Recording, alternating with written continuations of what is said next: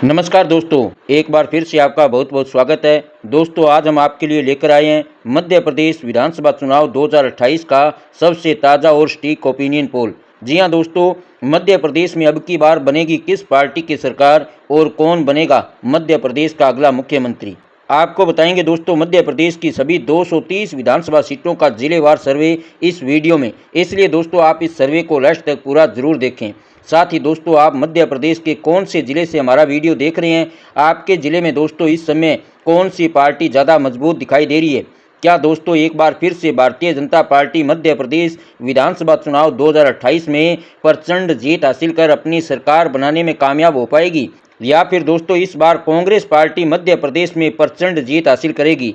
आप अपने विचार हमें ज़्यादा से ज़्यादा कमेंट करके ज़रूर बताएं दोस्तों, क्योंकि लोकतंत्र में जनता की राय सबसे ज़्यादा महत्वपूर्ण मानी जाती है। आपको बता दें दोस्तों कि पिछले विधानसभा चुनाव 2023 में भारतीय जनता पार्टी ने 163 विधानसभा सीटों पर जीत हासिल कर अपनी सरकार बनाई थी। तो वहीं दोस्तों कांग्रेस पार्टी दूसरे नंबर पर रही और कांग्रेस के खाते में 66 विधानसभा सीटें गई थी। तो ऐसे में दोस्तों यह देखना बेहद ही दिलचस्प होने वाला है कि मध्य प्रदेश में इस बार कौन सी पार्टी पूर्ण बहुमत हासिल कर अपनी सरकार बना सकती है। दोस्तों हमारी टीम लगातार मध्य प्रदेश के अलग अलग जिलों में जाकर सर्वे कर रही है और मध्य प्रदेश के युवाओं, किसानों, मजदूरों और महिलाओं से यह जानने की कोशिश कर रही है मध्य प्रदेश में इस समय कौन सी पार्टी ज़्यादा मजबूत दिखाई दे रही है। ऐसे में दोस्तों जो मध्य प्रदेश विधानसभा चुनाव 2028 को लेकर ताज़ा आंकड़े सामने निकल कर आ रहे हैं वे बेहद ही चौंकाने वाले हैं। तो चलिए दोस्तों ओपिनियन पोल शुरू करें। उससे पहले यदि आपने अभी तक इस वीडियो को लाइक नहीं किया है दोस्तों तो प्लीज़ आप इसे लाइक ज़रूर करें, और यदि आपको हमारा यह सर्वे अच्छा लगे तो इसे ज़्यादा से ज़्यादा शेयर ज़रूर करें। तो चलिए दोस्तों ओपिनियन पोल शुरू करें और जानते हैं मध्य प्रदेश की सभी 230 विधानसभा सीटों का ताज़ा सर्वे।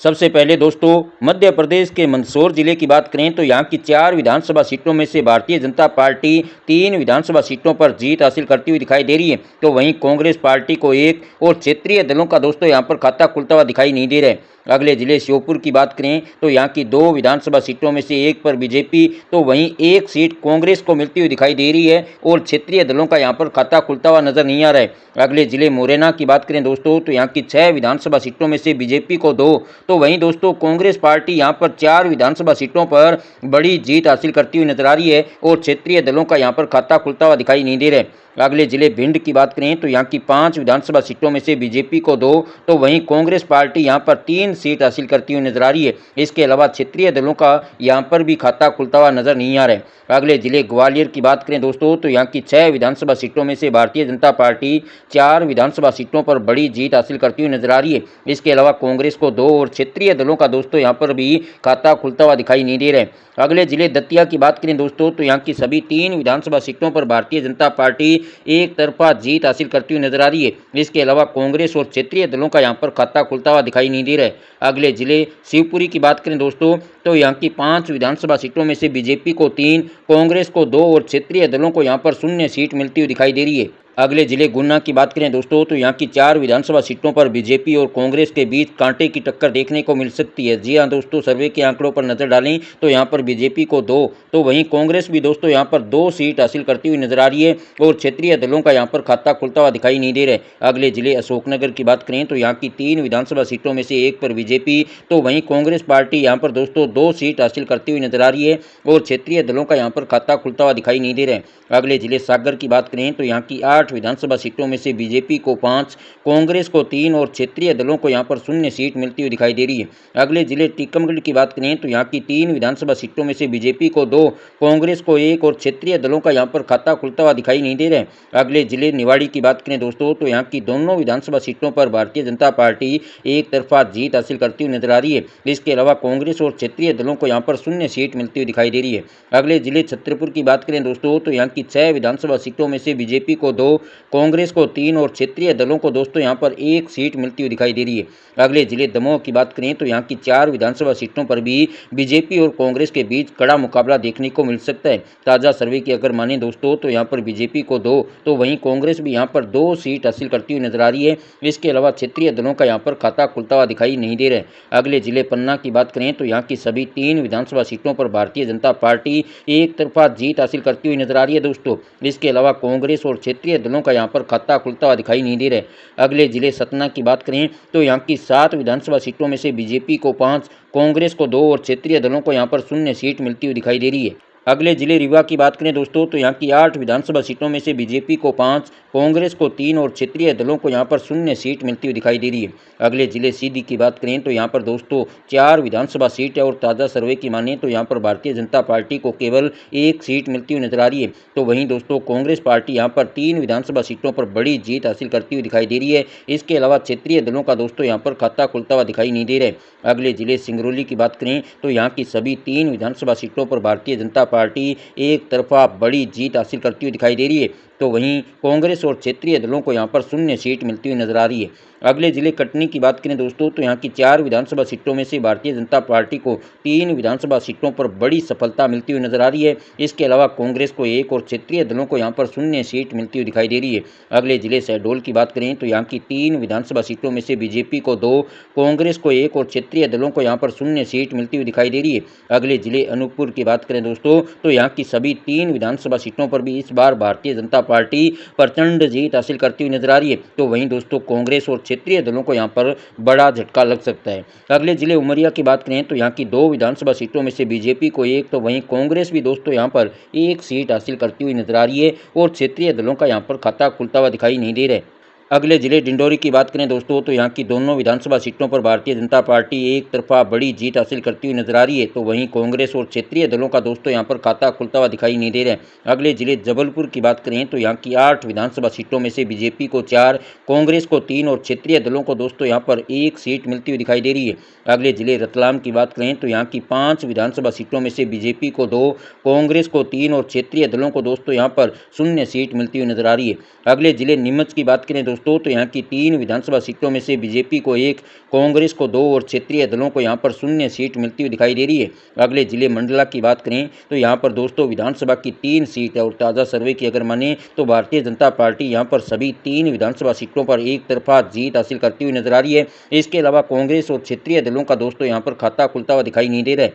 अगले जिले बालाघाट की बात करें तो यहाँ की 6 विधानसभा सीटों पर इस बार बीजेपी और कांग्रेस के बीच कांटे का मुकाबला देखने को मिल सकता है। सर्वे के आंकड़ों पर नजर डालें तो यहाँ पर बीजेपी को 3 तो वहीं कांग्रेस भी दोस्तों यहाँ पर 3 विधानसभा सीटों पर जीत हासिल करती हुई नजर आ रही है। इसके अलावा क्षेत्रीय दलों का यहाँ पर खाता खुलता हुआ दिखाई नहीं दे रहा है। अगले जिले सिवनी की बात करें तो यहाँ की 4 विधानसभा सीटों में से भारतीय जनता पार्टी 3 विधानसभा सीटों पर बड़ी जीत हासिल करती हुई नजर आ रही है। तो वहीं कांग्रेस को 1 और क्षेत्रीय दलों को यहाँ पर 0 सीट मिलती हुई दिखाई दे रही है। अगले जिले नरसिंहपुर की बात करें दोस्तों तो यहाँ की 4 विधानसभा सीटों में से बीजेपी को 2, कांग्रेस को 2 और क्षेत्रीय दलों को यहाँ पर 0 सीट मिलती हुई दिखाई दे रही है। अगले जिले छिंदवाड़ा की बात करें तो यहाँ पर विधानसभा की 7 सीट है और ताज़ा सर्वे के अनुसार यहाँ पर भारतीय जनता पार्टी 5 विधानसभा सीटों पर बड़ी जीत हासिल करती हुई नजर आ रही है दोस्तों। वहीं कांग्रेस को 2 और क्षेत्रीय दलों का यहाँ पर खाता खुलता हुआ दिखाई नहीं दे रहा है। अगले जिले बैतूल की बात करें तो यहाँ की 5 विधानसभा सीटों में से बीजेपी को 3, कांग्रेस को 2 और क्षेत्रीय दलों को यहाँ पर 0 सीट मिलती हुई दिखाई दे रही है। अगले जिले हरदा की बात करें तो यहाँ की दोनों विधानसभा सीटों पर भारतीय जनता पार्टी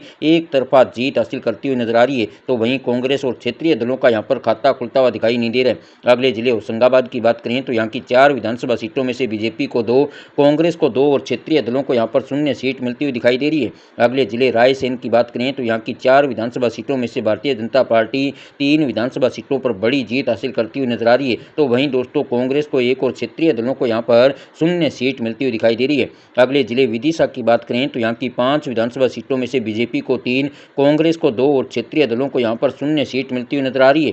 अगले जिले भोपाल की बात करें तो यहाँ की 7 विधानसभा सीटों में से बीजेपी को 5 विधानसभा सीटों पर बड़ी जीत मिलती हुई दिखाई दे रही है।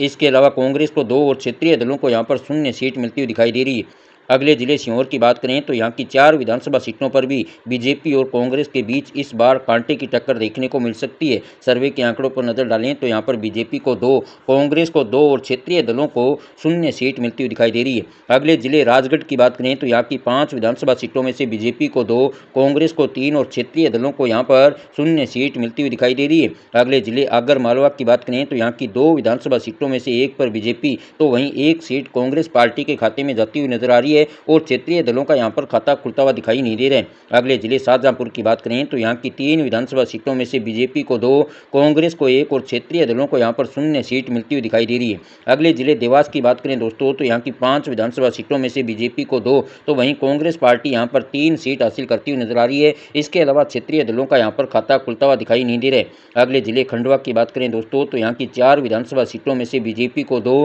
कांग्रेस को 2 और क्षेत्रीय दलों को यहाँ पर 0 सीट मिलती हुई दिखाई दे रही है। अगले जिले बुरहानपुर की बात करें तो यहाँ की दोनों विधानसभा सीटों पर भारतीय जनता पार्टी एक तरफा जीत हासिल करती हुई नजर आ रही है, तो वहीं कांग्रेस और क्षेत्रीय दलों का दोस्तों यहाँ पर खाता खुलता हुआ दिखाई नहीं दे रहा है। अगले जिले खरगोन की बात करें तो यहाँ की 6 विधानसभा सीटों में से बीजेपी को 2 तो वहीं कांग्रेस पार्टी यहाँ पर 4 विधानसभा सीटों पर बड़ी जीत हासिल करती हुई नजर आ रही है। इसके अलावा क्षेत्रीय दलों का यहाँ पर खाता खुलता हुआ दिखाई नहीं दे रहा है। अगले जिले बड़वानी की बात करें तो यहाँ की 4 विधानसभा सीटों में से बीजेपी को 2 तो वहीं दोस्तों कांग्रेस पार्टी भी यहाँ पर 2 सीट हासिल करती हुई दिखाई दे रही है। इसके अलावा क्षेत्रीय दलों का यहाँ पर खाता खुलता हुआ नजर नहीं आ रहा है। अगले जिले अलीराजपुर की बात करें तो यहाँ की दोनों विधानसभा सीटों पर इस बार कांग्रेस पार्टी एक तरफा जीत हासिल करती हुई दिखाई दे रही है, तो वहीं बीजेपी और क्षेत्रीय दलों का दोस्तों यहाँ पर खाता खुलता हुआ दिखाई नहीं दे रहा है। अगले जिले झाबुआ की बात करें तो यहाँ की 3 विधानसभा सीटों में से बीजेपी को 1, कांग्रेस को 2 और क्षेत्रीय दलों को यहाँ पर 0 सीट मिलती हुई दिखाई दे रही है। अगले जिले धार की बात करें तो यहाँ की 7 विधानसभा सीटों में से बीजेपी को 4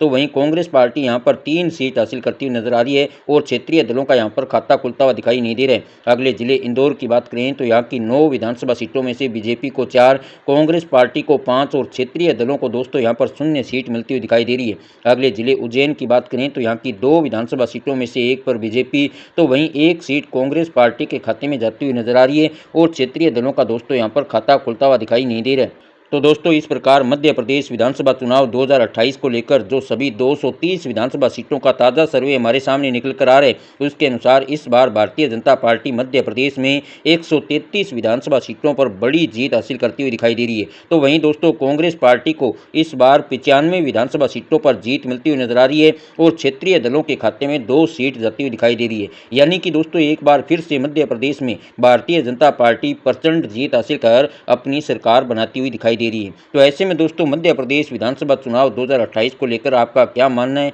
आप भी दोस्तों अपने विचार में ज़्यादा से ज़्यादा कमेंट करके जरूर बताएं। धन्यवाद।